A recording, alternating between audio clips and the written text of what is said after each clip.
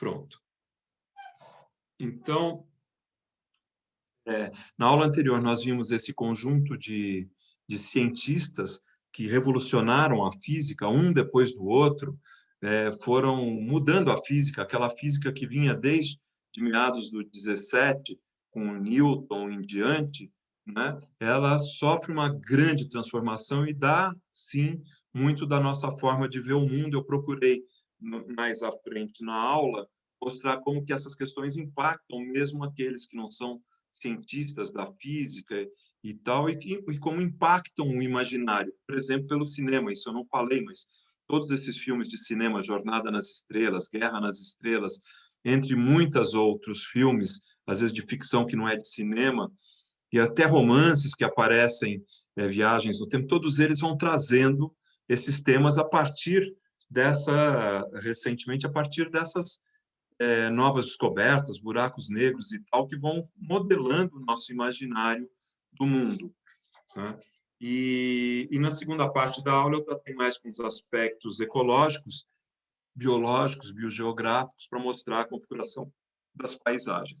Mas hoje vai ser muito importante, na primeira parte da aula, essa frase aqui: um lance de dados nunca irá abolir o acaso.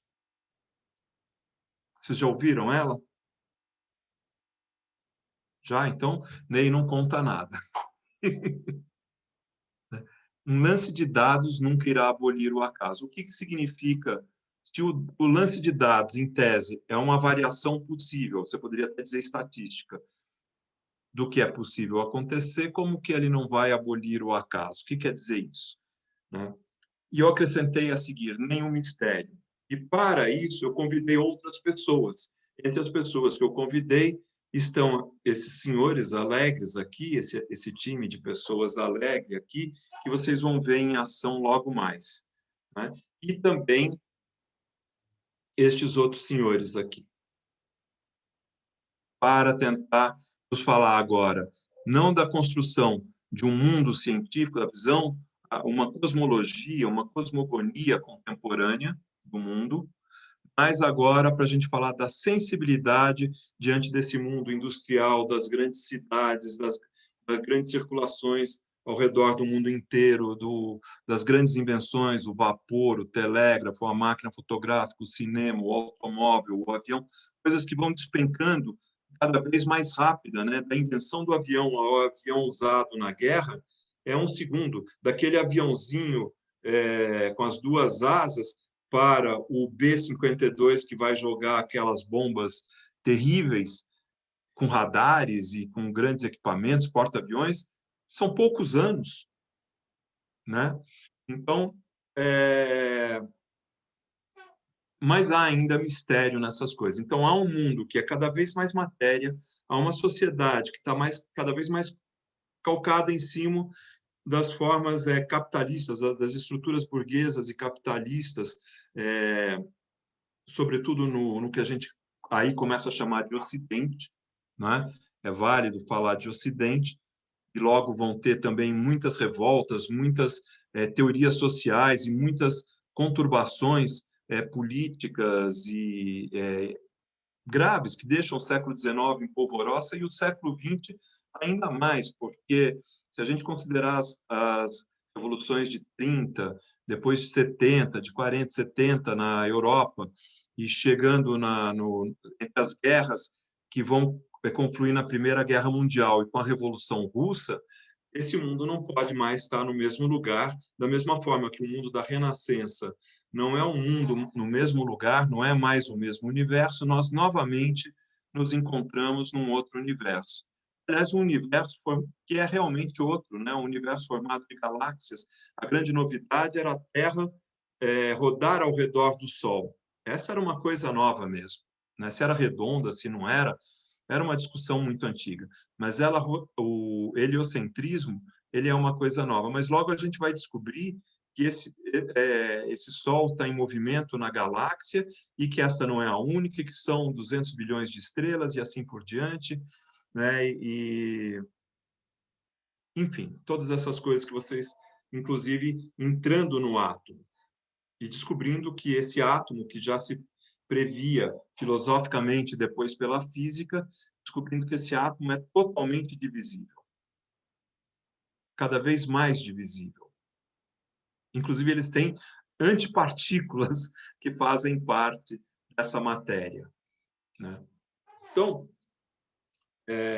nesse contexto dessa vida urbana, dessa experiência urbana, dessa troca contínua de informações, da mesma forma que os cientistas estão trocando informações, que os banqueiros estão trocando informações, o pessoal, a vanguarda artística que vai se formando a partir da segunda metade do século XIX, sobretudo no finalzinho e começo do século XX, ela também está em fluxo constante de informação, inclusive transatlântico, né?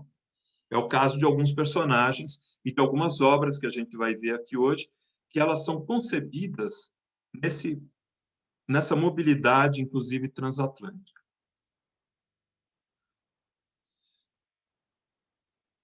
Bem, a gente tem que perguntar sempre, em mente aquela pergunta, o que somos nós brasileiros, mas é também quais são as nossas questões. Então, a gente ainda está na formação das nossas questões.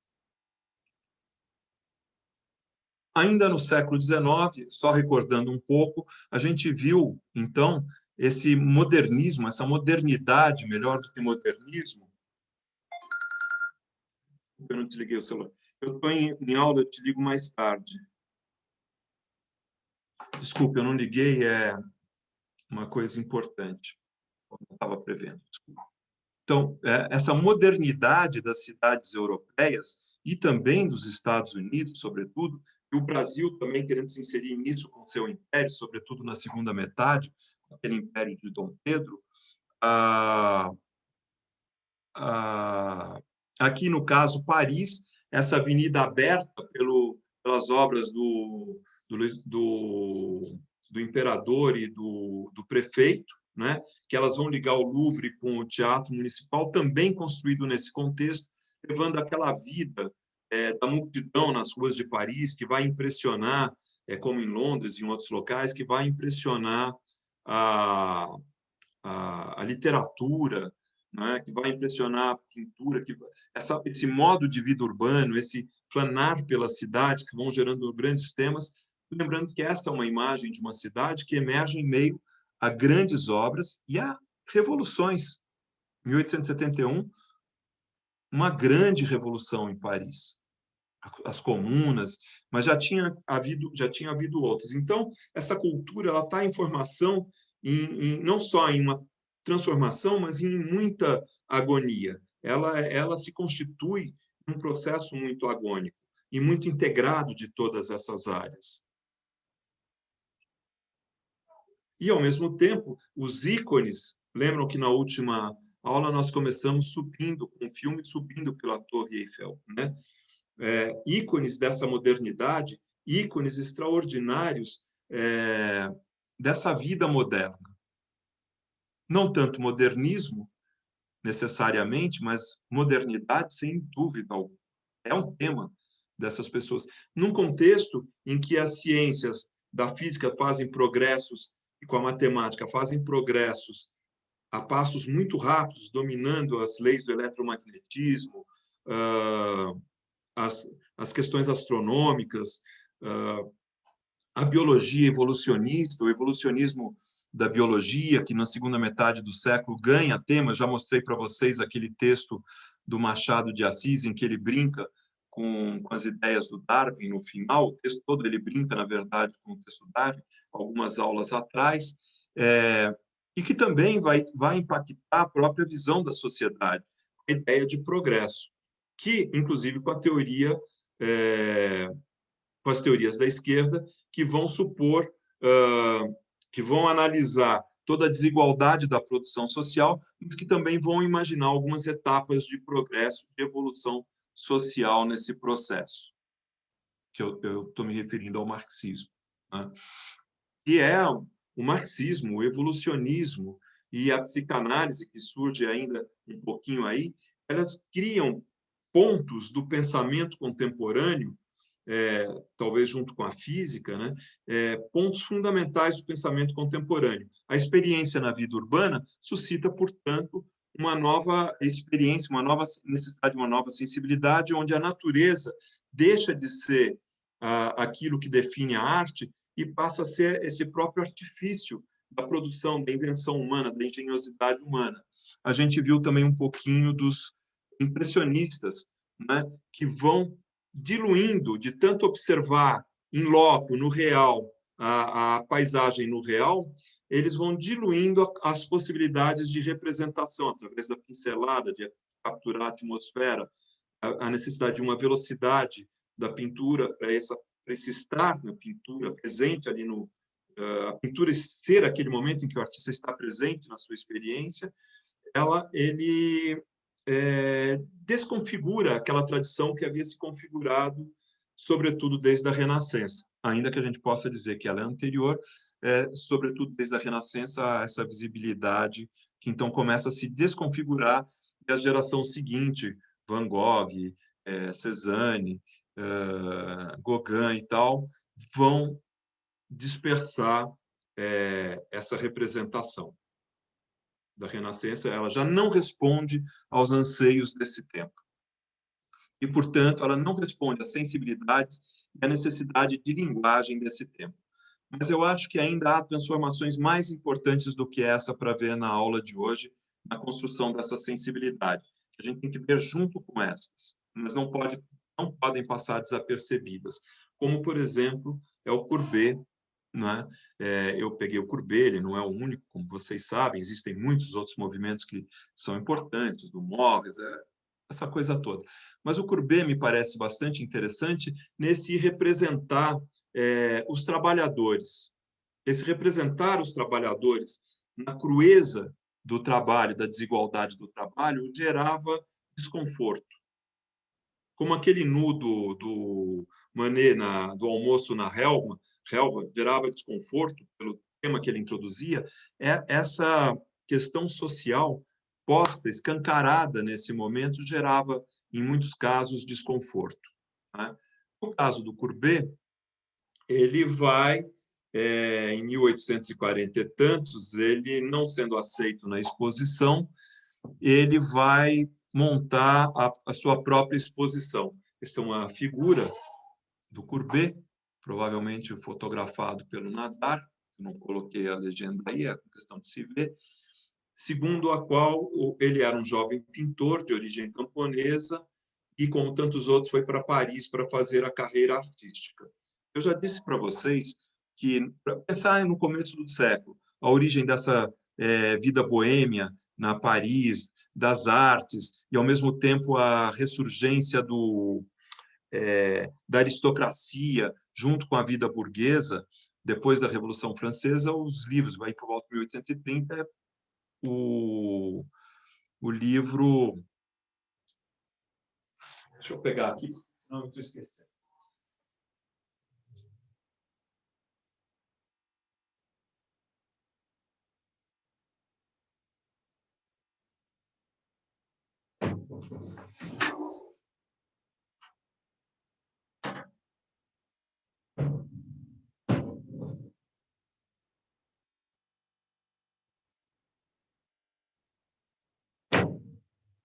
Sumiu. Mas é Ilusões Perdidas, né? Do Balzac. É um livro que eu recomendo. Saúde, Bianca, né? É um livro que eu recomendo a vocês para entenderem esse período, inclusive dessa juventude que flui para Paris em busca da sua própria expressão, né? A gente não é o caso da gente aprofundar isso aqui hoje, mas em 1844 ele expôs no Salão de Paris e 2 anos mais tarde apresentou os quadros Enterros em Ornans e o Ateliê do Artista, e foi recusado, porque foi considerado prosaico. Né? E o que ele faz? Ele expôs 44 de suas obras sob o título do realismo num pavilhão que ele fez lá perto. Né? Com quem que Courbet convivia? Com Baudelaire, com Proudhon. Proudhon é aquele anarquista ou um começo do anarquismo, ainda na primeira metade do século XIX, que eu indiquei um material para vocês lerem, a correspondência dele com Marx. Né? E mais uma série de outras pessoas, como Daumier, que é aquele camarada que fazia também muitas pinturas de revoltas, e eles reuniam-se até altas horas da noite, onde elaboravam suas teorias, posteriormente se transformavam em artigos de jornal, panfletos, obras de arte e tal. Esse ambiente meio submerso, meio nas bordas da cidade, esse ambiente meio boêmio, ele passa a ser um incubador dessa arte que vai surgindo a partir do 19. E o que me interessa aqui, mais do que a figuração do Courbet, nesse caso, é colocar ao lado daqueles outros que eu acabei de mencionar aqui no começo, os impressionistas, Van Gogh e tal, é esse artista que é capaz de ter uma individualidade extremada, bem ao modo desse mundo contemporâneo que vai surgindo, como as próprias declarações do direito humano, embora elas sejam um instrumento extraordinário para colocar a questão dos direitos, também trazem à tona o indivíduo como esse centro das realizações. Essa capacidade do indivíduo de ser o centro das realizações começa a ficar muito patente em muitas dessas experiências artísticas da segunda metade do século XIX. A atitude do Courbet de não se dar por vencidos, entre aspas, e ele mesmo fazer a exposição de frente para o negócio, começa a mostrar, e é um artista que vai se engajar na Comuna também, de 1870, começa a mostrar, então, essa outra dimensão da arte, uma dimensão mais inquieta da arte, que vai dar, até hoje os artistas estão ainda, muitas vezes, trabalhando em cima dessas chaves, né? Que, para mim, exigiria a gente ponderar mais, discutir mais. Mas, de qualquer forma, né, nesse momento, isso aqui é algo excepcional, que chega nesse ponto que você pode dizer que é conceitual, que é o que você quiser dizer, mas em que o Marcel Duchamp adota esse pseudônimo e manda para a exposição o mictório, né? Ele pega o mictório do banheiro masculino, deita, né? Sabem que a posição dele é inversa, esse caninho é por cima para lavar depois que a pessoa faz suas necessidades, e ele manda para a exposição. Isso é um ato de rebeldia máxima do artista que chega a ser agora um ato contra a própria arte. Tendo destruído a figuração, tendo levado o comportamento individual a uma dimensão estética totalmente nova, você tem que essa arte não, a arte antiga, a arte acadêmica não responde a essa experiência de mundo que essas pessoas estão tendo. E essa inversão que esta obra em particular faz, que ele chamou A Fonte, é terrível o nome. O nome é pior do que a obra. Ele é mais malvado do que a obra. Ele é mais irônico. É um artista que está ali, né? Porque para que serve isso no uso industrial dele? Você vai lá e faz uma necessidade ali. Quando aquilo vira a fonte, é nojento. Claro que isso é uma interpretação minha, mas eu acho que você mandar isso para uma obra de arte antecede muito o porco que nos anos 60 mandam para a exposição em Paris, no Engradado, que vocês devem conhecer. Então, vocês percebam que o segmento da arte, o estatuto da arte, ele não pode ser, ele sofre uma grande mudança e a gente teria que começar a se perguntar por quê. Não só dizer qual é, se empolgar ou não se empolgar com o que está acontecendo, mas se perguntar por quê. A que sensibilidade de mundo isso está respondendo? E essas são uma série de experiências, como vocês conhecem bem. Isso aqui é a arte com a figuração da Renascença. Ela está operando ainda no modernismo, como, por exemplo, com Dalí, com a sua musa, né? Em que vem com essa coisa do surrealismo, anos 20, o surrealismo, né? Que tem muito a ver com esse pensamento, com o inconsciente, com as associações, com uma série de coisas. Uma parte do surrealismo usa muito o figuratismo, a figuração tradicional, para desorganizá-la, de certa forma, né? São todos, o filme Metrópolis, que vocês devem ter visto, colocando a cidade moderna em questão, essa cidade dos anos 20 em questão, e o drama social dessa cidade é posto em questão. O filme Metrópolis começa num jardim, com uma fonte, como todos os jardins clássicos que remontam até a Idade Média, aos palácios e tal, e mostra em seguida o submundo, o mundo do trabalho, que dá sustentação a essa classe de riqueza, e ele leva isso a um conflito que o filme propõe um acordo para a solução desse conflito. Vocês conhecem? Ou mesmo esse caminho, o caminho do Mondrian, né?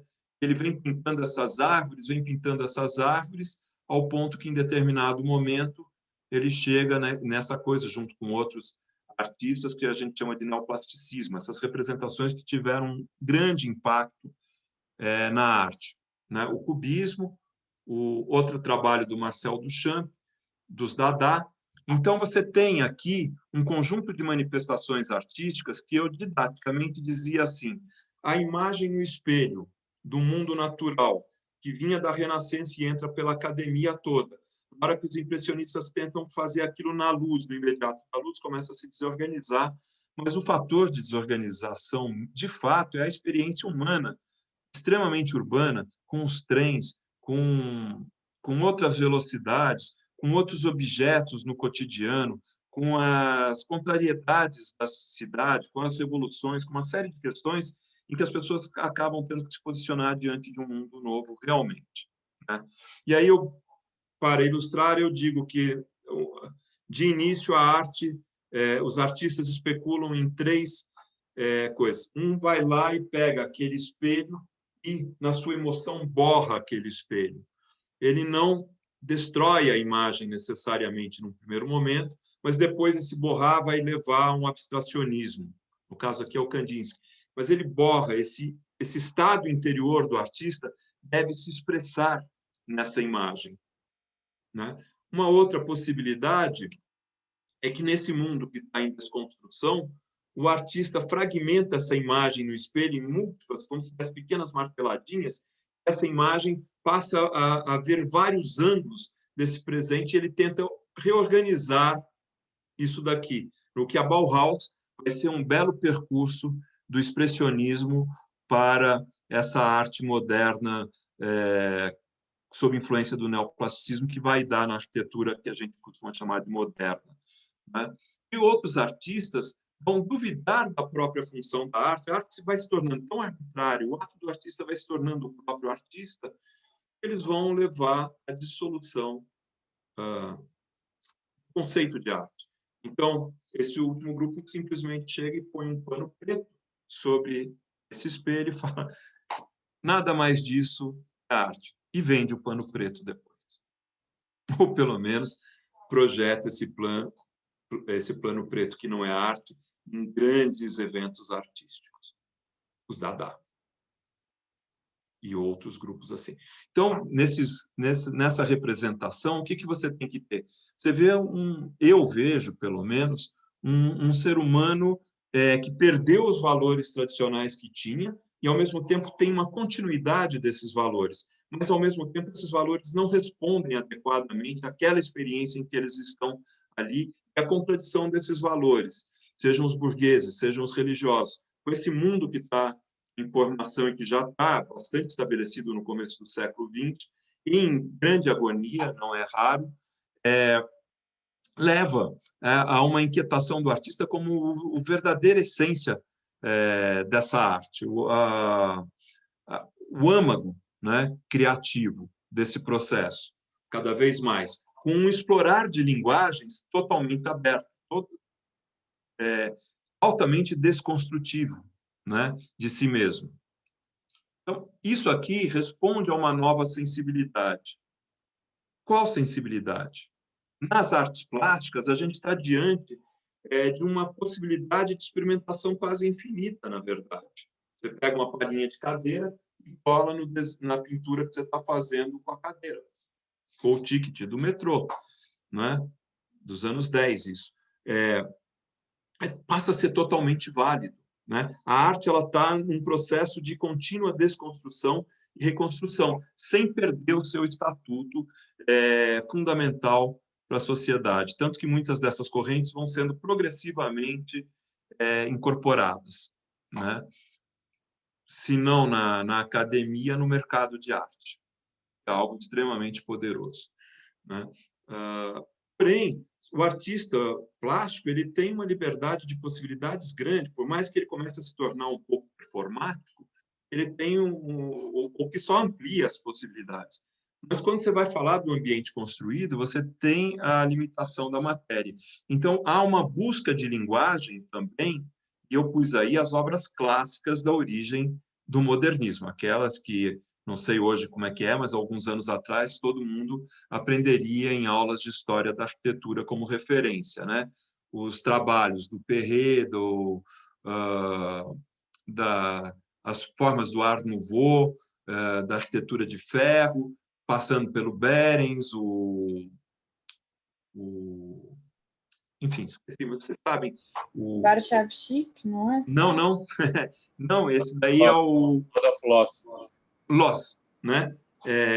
O pessoal mais da arquitetura expressionista, que mais recentemente foi revalorizado, né? Até a fábrica do Gropius e a casa do Rietveld. Essa casa é um manifesto, é brilhante. Enfim, você tem todo um processo também de formação da linguagem desse final do século XIX para esse começo do século XX, quando surge, então, essa linguagem que a gente identificou como arquitetura moderna, a par dessa linguagem que a gente vai identificar como arte moderna. E isso daqui, que está mais ligado ao expressionismo, vai ficando meio de lado diante dessa experiência que vai entrando. Quem que é? O Gropius, o Mies, o Le Corbusier, essa turma toda. Inclusive, isso aqui coloca em questão a cidade.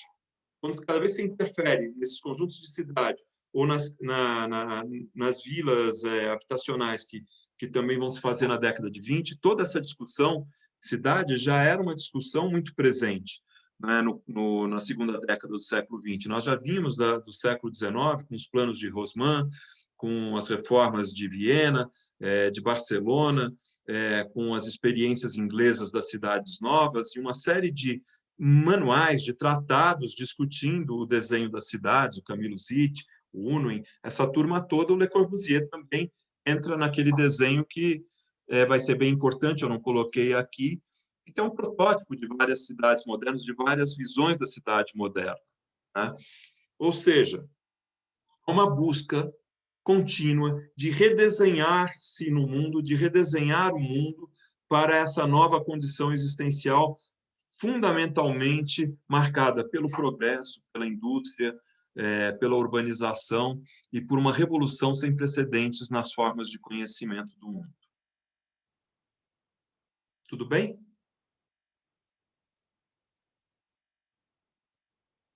No caso aqui do Mondrian, né, o Van der Burg, que também era do mesmo grupo, isso aqui é interessante, né? Você tem a casa do Rietveld, o quadro do Mondrian, e no caso o Van der Burg, que também vai fazer decorações de casa por dentro nessa linguagem. Isso aqui é um projeto de jardim, um paisagismo neoplástico, do neoplasticismo, né? E você vê então que essa linguagem ela vai tentando tomar conta de todos os domínios da vida, de todas as esferas da vida, a par de outras mudanças que são comportamentais, que estão na esfera da vida burguesa, na esfera da vida dos trabalhadores, numa série de outras coisas que formam propriamente o cotidiano.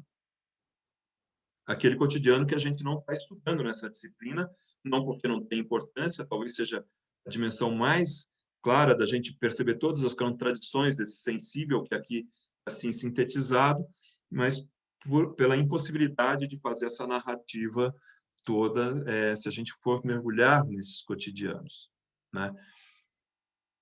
A história começa a se reformar, a antropologia logo vai ter que se reformar, a geografia, todas as ciências que vão se constituindo no século XIX como ciências nas universidades, começam também a ter que reformar-se, inclusive criticamente, para dar resposta a esse mundo. esse papel do intelectual no século XIX, a par do artista, como um personagem crítico que tem que já vinha de antes, mas que agora vai marcar a construção dessas ciências muito fortemente. É um novo modo de vida. As coisas antigas deixaram de existir? Não deixaram de existir, né? As celebrações, as grandes celebrações católicas das igrejas ortodoxas que haviam, que tinham ainda, por exemplo, a Igreja Ortodoxa Russa na primeira década e na segunda década, estão fazendo grandes movimentos, grandes procissões por Moscou, pelas cidades russas, no momento em que vai se precipitar uma onda revolucionária que vai mudar totalmente a concepção política daí para frente. A origem disso, entretanto, está no século XIX, nas internacionais, das quais os anarquistas vão, inclusive, ser expulsos. Por quê? Porque havia toda uma teoria de que você teria que tomar o poder, formar uma ditadura para depois chegar numa democracia. Assim, vocês conhecem essas histórias. Os anarquistas pensavam diferente. Eles eram extremamente avessos a toda forma de poder. E não se deve confundir os anarquistas com os que a gente chamaria de anarcoterroristas, que vão ter um papel importante em alguns momentos também, e vão chamar talvez mais atenção. Mas, por exemplo, você tem um que a gente poderia chamar de anarcopacifismo, com Thoreau, o Tolstói, que tem uma experiência muito interessante, e uma série de outros personagens que estão emergindo no século XIX e que vão impressionar, por exemplo, o Tolstói, com Thoreau, que vão impressionar o Gandhi, essa virada, e que lá na frente ele vai despontar como uma das grandes referências, um desses grandes emblemas, né, que mereceria, talvez, do Andy Warhol, ter feito um dos quadros de consumo dele, né? Se torna um emblema dessa época também. Ele vai ter um impacto, o Gandhi, né, o Thoreau, o Tolstói, alguns outros movimentos americanos anti-urbanos e pacifistas que começam, inclusive no âmbito da religião protestante nos Estados Unidos no começo do século XIX, eles vão caminhando, vão atingir o Martin Luther King, um grande Martin Luther King, e vão ter um impacto imenso aqui no Brasil, particularmente em São Paulo, coisa que é, por exemplo, ali na região onde a gente desenvolve as pesquisas lá em Perus. Um impacto imenso, né? Um movimento trabalhista que é da firmeza permanente, quer dizer, da não violência. Então, são uma série de elementos que vão atravessando esses momentos até nos atingirem. Esse daqui é um outro exemplo muito legal, o jardim, na exposição de 1925 de artes decorativas, de onde veio o nome Art Deco, o Mallet Stevens criou, um arquiteto bastante conhecido na história da arquitetura, ele criou um jardim de habitação moderna. Era um jardim totalmente feito de ferro, né? com globos, jogos de água, que deveriam fazer reflexos de luz, cinético, enfim, né? Um jardim de artifícios, o jardim da habitação moderna. Então, a gente começa a ter a origem de um paisagismo na Europa, nesse momento, em alguns países europeus, que vai por uma linha totalmente diferente do que vai acontecer depois no Brasil e mesmo nos Estados Unidos, onde a questão da natureza vai se colocar mais fortemente. Mas nessas primeiras experiências, essa linguagem das vanguardas teriam que se refletir nas casas, nas cidades, nos jardins, nos sofás, nos tetos, nas decorações e assim por diante, e de fato aconteceu. A entrada da exposição, né? No caso aqui, é o jardim de 1948, do Thomas Church, nos Estados Unidos, é um dos jardins emblemáticos do modernismo norte-americano, com seus famosos feijões. Seria muito interessante poder entrar por todas essas coisas, mas, por hora, o que nos interessa ver aqui é que essa nova sensibilidade ela tende a ter que se discutir em todas as áreas do que a gente chama cultura e naquelas áreas da cultura cotidiana também. Como é que ela se reorganiza diante desse mundo, que é uma coisa que a gente não está tratando nesse momento aqui. Mas que é Professor, óbvio. Hã? eu tenho uma dúvida. Fala. Você falou que tem muitas mudanças, né, em todos esses quesitos na arte, na vários setores, né?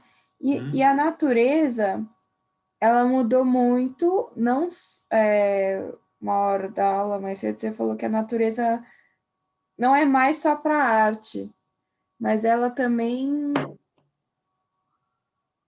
você tinha falado que ela Eu tenho que explicar complementa. melhor, né? A natureza, enquanto visão de mundo, ela vai se deslocando, o mundo vai se deslocando. Essa é uma hipótese que eu tenho, né? Tá. No todo da sociedade, com a ciência, né? Primeiro, você tem uma natureza que é divina, Idade Média, ainda na Idade Moderna, tanto que o pitoresco ele surge de uma série de questões, inclusive dessa compreensão de uma natureza que é sublime, que vai levar depois a experiências românticas e tal, né? Que aí já é já está num contexto de desagregação dessa coisa com a emergência do individualismo muito forte, né? Mas o que acontece é que essa natureza com a ciência, ela vai deixando de ser divina num primeiro momento e ela se torna o quê? Ela se torna progressivamente matéria, né? Ela ainda é natureza enquanto ela tem um destino, enquanto ela tem uma ordem, mas enquanto ela vai se tornando matéria, ela vai se tornando toda coisa a ser devassada pelos métodos da ciência. Tá. Né? Esse é um movimento mais amplo. No caso da arte, a arte ela tinha no seu discurso a cópia da natureza, a imitação da natureza.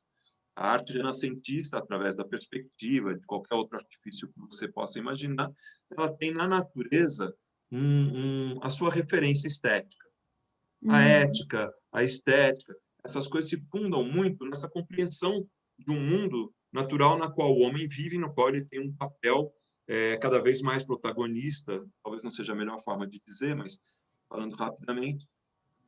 Só que quando tudo isso entra em crise com a sociedade industrial, com a sociedade urbana e industrial, aquela experiência da natureza que era muito próxima passa a ser substituída por essa experiência do relógio, não a do sol, a do céu, não a da polegada, mas a do metro, a do trem, a do metrô, né? A do navio a vapor, a do conjunto de carruagens caminhando o tempo inteiro pelas ruas alargadas da cidade, né? E logo depois os automóveis. Isso leva a uma nova experiência que vai fazer com que essa natureza já não vai ser o ponto de inspiração, é o próprio artifício, é a própria indústria humana que passa a ser o elemento catalisador dessas questões que estão postas aqui. E tem relação com o texto que você pediu para a gente ler hoje? Hoje, Fala isso. não ainda. Não ainda? Vai ter, mas Tá. ainda não tem. Como eu falei lá, eu adiei o texto para a semana que vem, tá? Isso tudo tem relação com um texto que eu já indiquei meu para vocês, que chama... Eu esqueci, mas foi feito para o encontro de antropologia da performance, e eu faço um texto que pega da Renascença até o ponto onde eu vou terminar a primeira parte da aula de hoje. Depois eu passo, esse seria o texto que explica melhor isso que eu acabei de dizer para você, né? E como que a paisagem entra nisso, como que a sensibilidade perante a paisagem tem que mudar nesse contexto todo. Certo. Tá bom? E Obrigada. cobra, depois eu ponho lá para você. Tá. Tá? Perfeito. Porque é o texto que talvez melhor servisse para essa discussão aqui. Bom, tudo bem? Eu estou falando muita coisa que eu quero ir rápido com essas questões, e algumas dessas coisas eu parto do princípio que vocês conhecem. Não são novidade, talvez seja o arranjo como eu estou propondo, discutindo não a estética, mas a sensibilidade diante do mundo, né? E o modo como eu estou ligando isso com uma transformação nas visões, nas representações de mundo. Mas muitos dos exemplos que eu estou trazendo, se não todos, são conhecidos de vocês, imagino eu. né? Portanto, eu não estou me detendo a explicá-los. Com exceção desse daqui, que eu vou mostrar agora, que a gente entra, então, na última quase meia hora de aula, né, que eu vou pedir a concentração de vocês, porque ele resume bem essa discussão da sensibilidade que eu estou propondo aqui. Então, eu procurei até agora, vou voltar. Eu procurei até agora retomar um pouquinho de coisas que a gente já viu para introduzir a questão das vanguardas, chamadas vanguardas. Porém, pensando essa estética e essa sensibilidade enquanto visão de mundo, enquanto representação do mundo que fica aí a se indagar. Né? Eu vou agora falar de uma última obra, e ela é o estopim da última parte dessa primeira parte da aula de hoje, que é o filme que eu vou trazer para vocês. Eu já falo dele. Né? Então, entre as diversas obras, por exemplo, olha aqui um outro de paisagismo do Émile Legrain e André Poulvera, ou como se fale isso, de 1937. Toda essa linguagem aqui já do Art Deco, mas essa linguagem abstrata entrando no desenho dos jardins. Ou seja, você ser o que é ser contemporâneo nesse momento? É ser moderno, né? Basicamente. E há outras esferas do comportamento que eu não trouxe aqui ainda, mas que são importantes. Por exemplo, a dos parques públicos, a da ginástica, né? A da educação, por exemplo, das formas de dança, aquelas danças características dos anos 20, que vocês conhecem, que o pessoal chama todo aquele movimento da Belle Époque, uma série de coisas que eu não estou trazendo aqui, mas que vão falar, inclusive, de mudanças no comportamento. Essas coisas não estão desvinculadas de mudanças no comportamento. Só então a gente pode dizer que isso, então, é uma nova representação do mundo.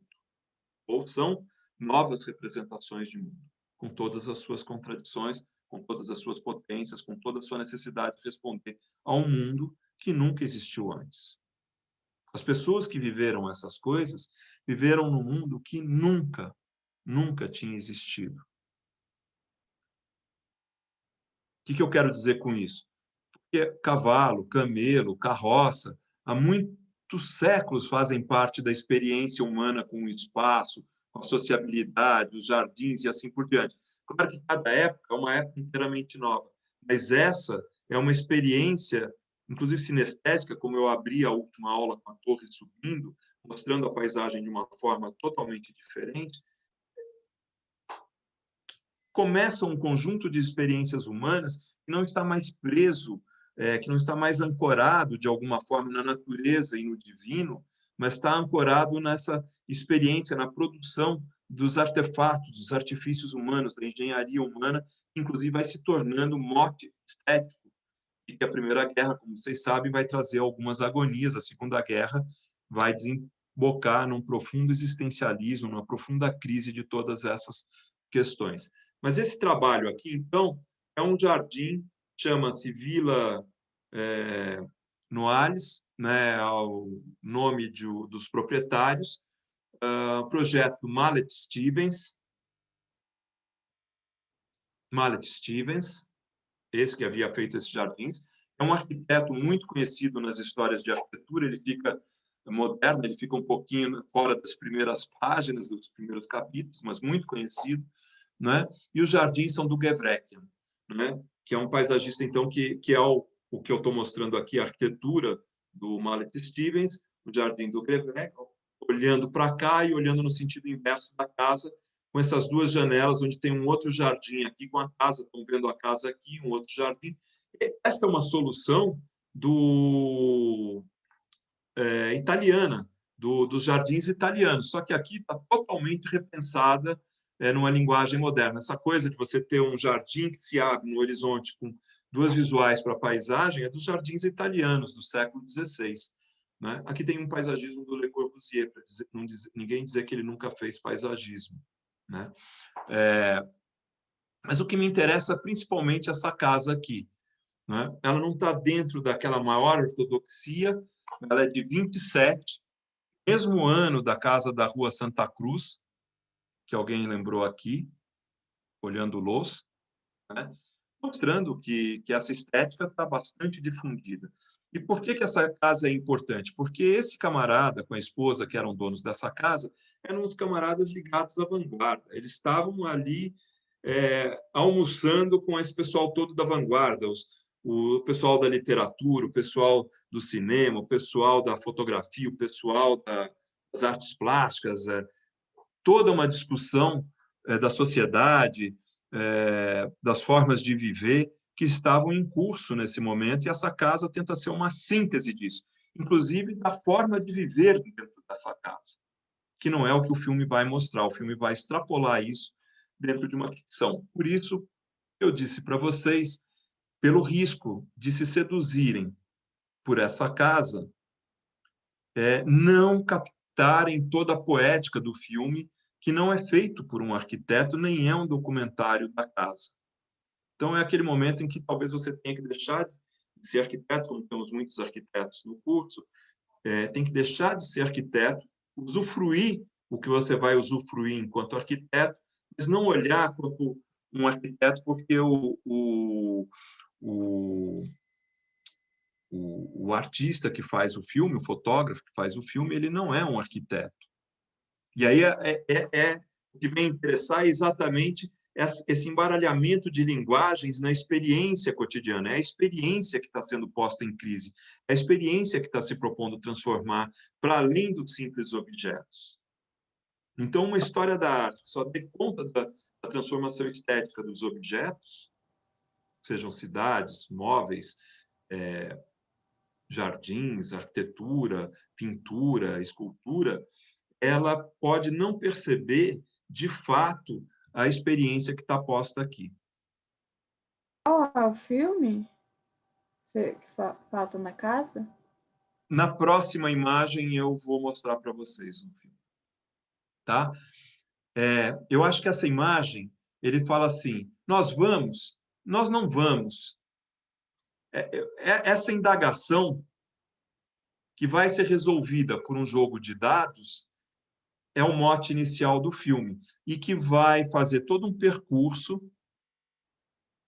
Ai, que vontade de contar para vocês, né?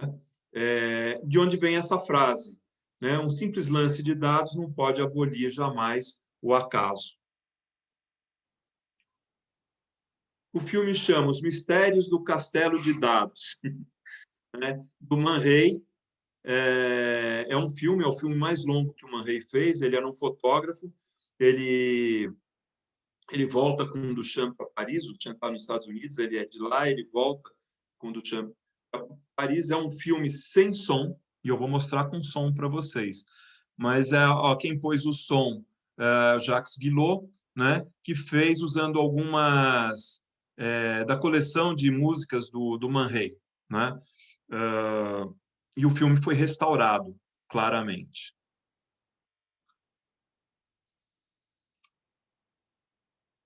Então, e aqui estão alguns desses personagens que vão ter ginastas, vão ter artistas, vão ter o casal que é dono da casa, né? É muito importante que o filme não começa na casa, nem é um documentário da casa, não esqueçam disso. Mas o artista, ele está vinculado a toda uma discussão também do inconsciente, do misterioso, daquilo que escapa à razão. Esta é a âncora do filme. E a arquitetura é esse palácio moderno para onde eles vão encontrar esses sentimentos mais primeiros humanos. E isto vai ter muito a gente vai precisar de entender isso aqui, tanto nos momentos seguintes, do que vem na segunda parte da aula, quanto da semana que vem. Não tanto pela linguagem, mas esse sobrepor do moderno ao antigo, dessa distância que o separa e, ao mesmo tempo, dessas formas de vida e, ao mesmo tempo, desse imponderável que a própria vida é, que escapa ao sentido, que leva à ilusão, à fantasia e à própria loucura. Ou a uma realidade que escapa à possibilidade de resposta dessas pessoas. Tudo bem? Então, eu vou tentar pôr o filme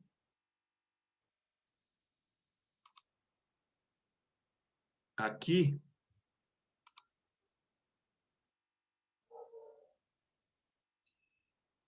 Eu vou tentar compartilhar a tela e vou tentar pôr aqui. Se vocês não ouvirem a música, que pode acontecer, não tem importância porque o filme era mudo. Mas a música é bem legal também. Então, se der para ouvir, melhor, né? Vamos lá.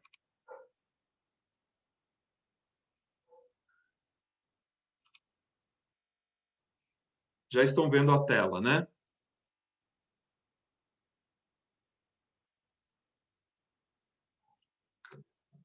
Estão vendo eu que não estou.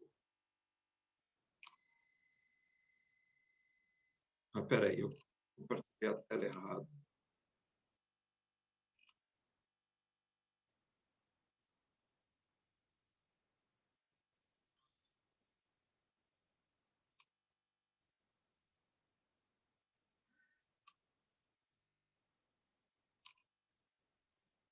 Ah, o filme saiu por isso. Ele deu um pau na hora de tocar.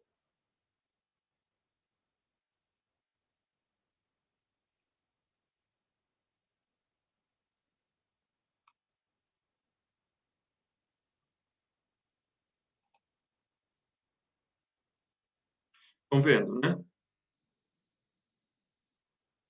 E por enquanto não estão ouvindo porque não tem nada para ouvir.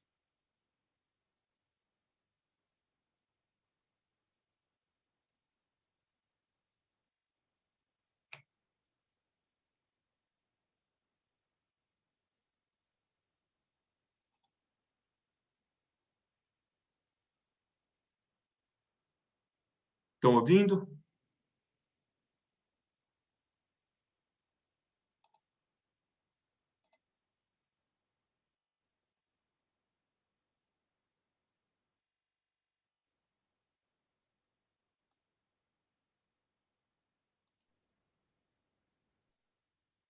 Estão ouvindo agora?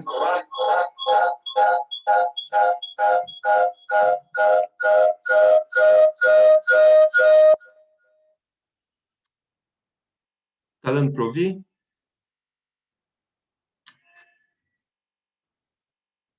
Por que eu não consigo passar essa música? Então, espera um pouquinho, deixa eu tentar fazer.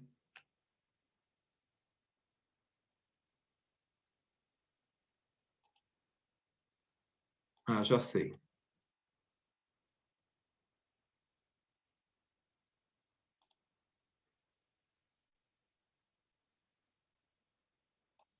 Eu vou voltar um pouquinho. E vamos ver se agora a gente consegue ouvir.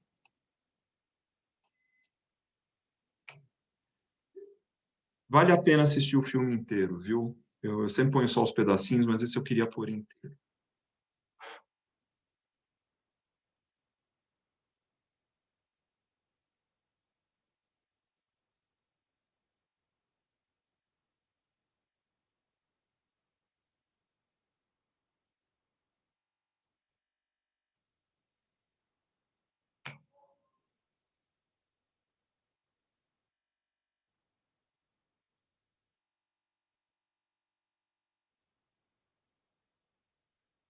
Só um minutinho. Não consegui ainda fazer tocar o som.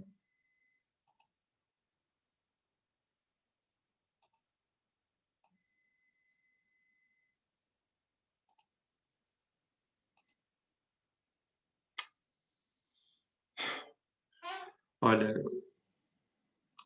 eu não vou conseguir fazer mesmo isso.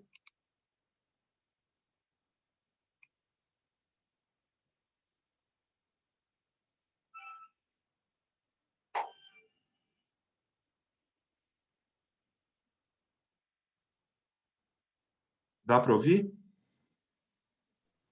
Acho que lá longe dá para ouvir alguma coisa, se você aumentar o som do vídeo.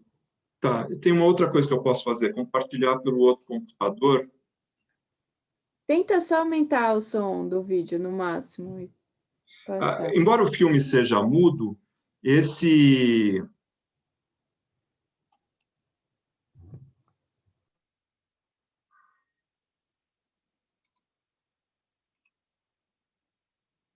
embora o filme seja mudo, esse som está bem apropriado.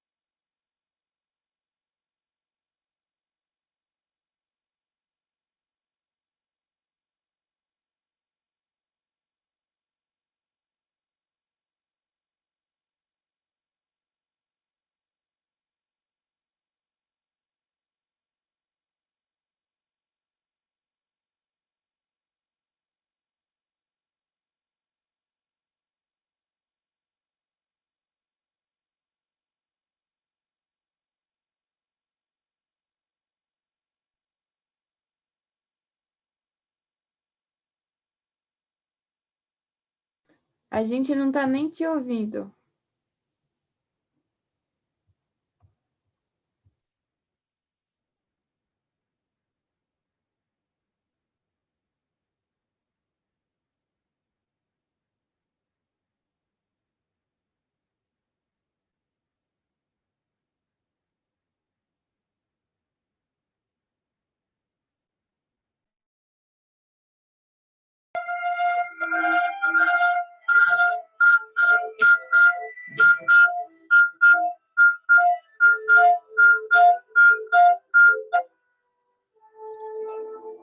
Deu certo?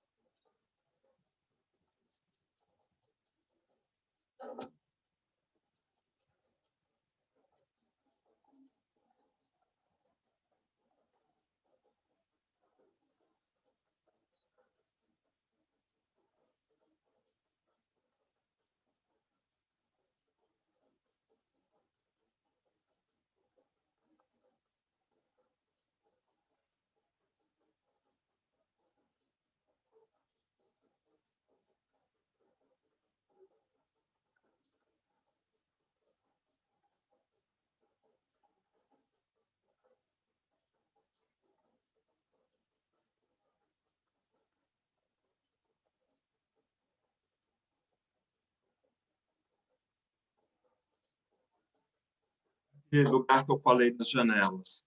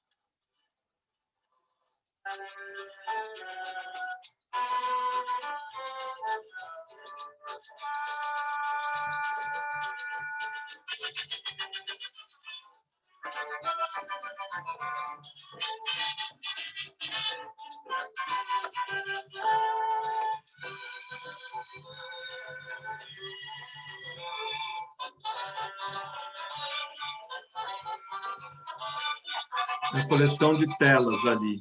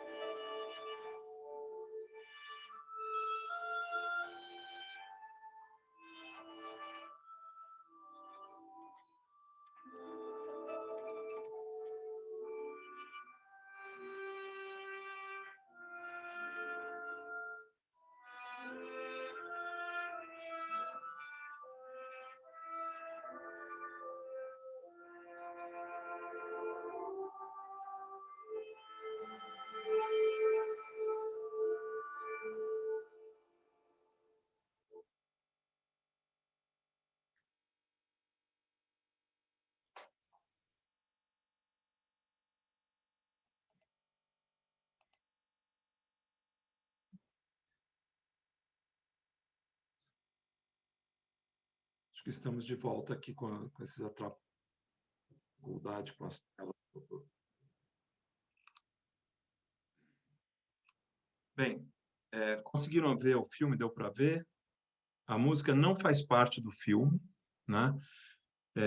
Você pode, como todo filme, interpretar muitas coisas. Claro que tem A Procura do Man Ray, que é um fotógrafo, um belíssimo fotógrafo, né? Um belíssimo fotógrafo mesmo. Você pode interpretar, ele tem um interesse pelo movimento e pela contraste de luz, de sombra, o reflexo da luz, o movimento dessas coisas, dos objetos, a forma das coisas, seduz o olho dele enquanto um cinema experimental, tentativo, né, que ele vai fazendo. E você vê que ele quis aproveitar todas as cenas que ele filmou. Mas criou também um enredo, né? Esse enredo tem uma distância, ele parte de um lugar antigo, tradicional, faz uma longa viagem até um lugar moderno, um palácio moderno, mostra alguns dos elementos desse palácio, dessa vida nesse palácio, e um pouco fantasmagórica essa vida, até que chegam os donos, né? E se transformam em estátua também. Ele vai com isso querendo fazer, abrindo para você poder fazer uma série de questionamentos, construção de significados a partir disso. Vocês querem comentar alguma coisa do filme?